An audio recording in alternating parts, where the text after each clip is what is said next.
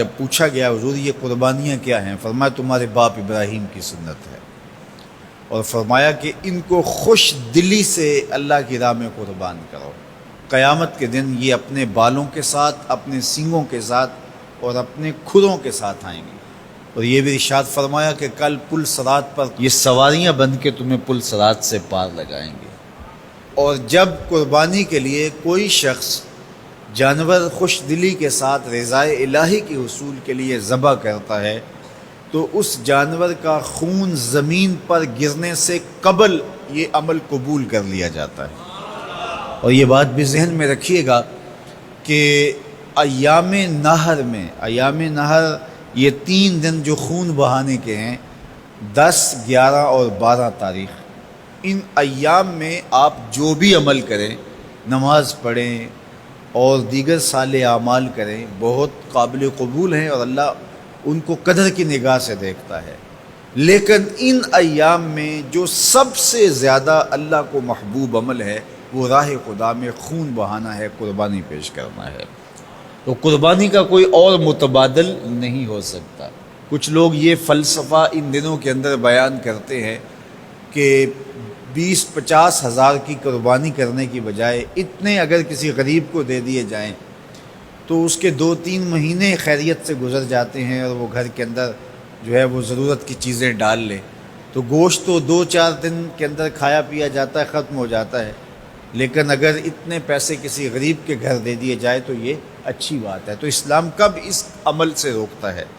غریب کی مدد کیجیے، صرف عید کے دن ہی نہیں، مینڈے کی جگہ ہی نہیں، بلکہ اسلام تو راہ خدا میں جانور ذبح کر کے اسی جذبے کو بیدار کرنا چاہتا ہے کہ تمہیں گوشت کی ضرورت بھی نہیں تھی پھر بھی تم نے ذبح کر دیا، تو جہاں ضرورت ہوگی اور تمہاری ہمسائیگی میں، تمہارے اطراف میں جب کوئی غریب ہوگا تو پھر تم اس کے لیے ذبح کیوں نہیں کرو گے؟ اس کے لیے تم قربانی کیوں نہیں کرو گے؟ اِیثار کیوں نہیں کرو گے؟ یہاں تو پھر بھی ہم گوشت خود کھا لیتے ہیں یا غرباء میں بانٹ دیتے ہیں، لیکن منا کی وادی میں جہاں لاکھوں قربانیاں پیش کی جاتی ہیں وہاں تو جانور کاٹ کے اس کو ذبح کر کے بس چھوڑ دیا، اس کے گوشت سے غرض ہی نہیں ہوتی۔ زیادہ تر حجاج ایسے ہوتے ہیں جن کو یہ بتا دیا جاتا ہے کہ تمہاری قربانی کر دی گئی ہے، اور وہ فون کال کے انتظار میں یا حکومت وقت کی جانب سے دیے گئے وقت کے بعد حلق کروا دیتے ہیں۔ تو انہوں نے نہ اپنا جانور دیکھا ہوتا ہے، نہ اس کو ذبح ہوتے دیکھتے ہیں، تو صرف انہیں ٹائم بتلا دیا جاتا ہے یا ان کو کال کر دی جاتی ہے تو یہ ان کے لیے کافی ہوتا ہے۔ تو وہاں تو گوشت کھانا بھی مقصود نہیں، تو صرف اللہ کی رضا کے لیے جانور ذبح کرنا۔ تو جب رضائے الہی کے لیے جانور ذبح کرنے کا جذبہ پیدا کر کے تمہیں راہ خدا میں خرچ کرنے کی ترغیب دی جاتی ہے تو پھر تم پورا سال خرچ کرو گے، تمہارے لیے کوئی مشکل اور کوئی مشقت نہیں ہوگی۔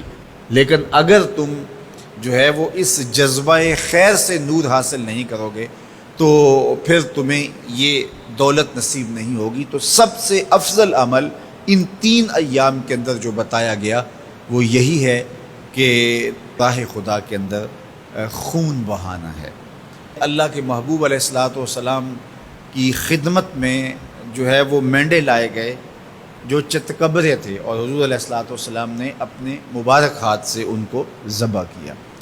تو عید قرباں یہ ایثار کی عید ہے، یہ قربانی کی عید ہے، اور اسلام ہمیں قربانی سکھاتا ہے۔ اسلام لمحہ لمحہ قربانی ہے، ایک ایک ساعت اسلام قربانی کا نام ہے، اور ہمیں درس زندگی یہی دیا جاتا ہے کہ ہم قربانی سے اپنی زندگی کو عبادت کریں۔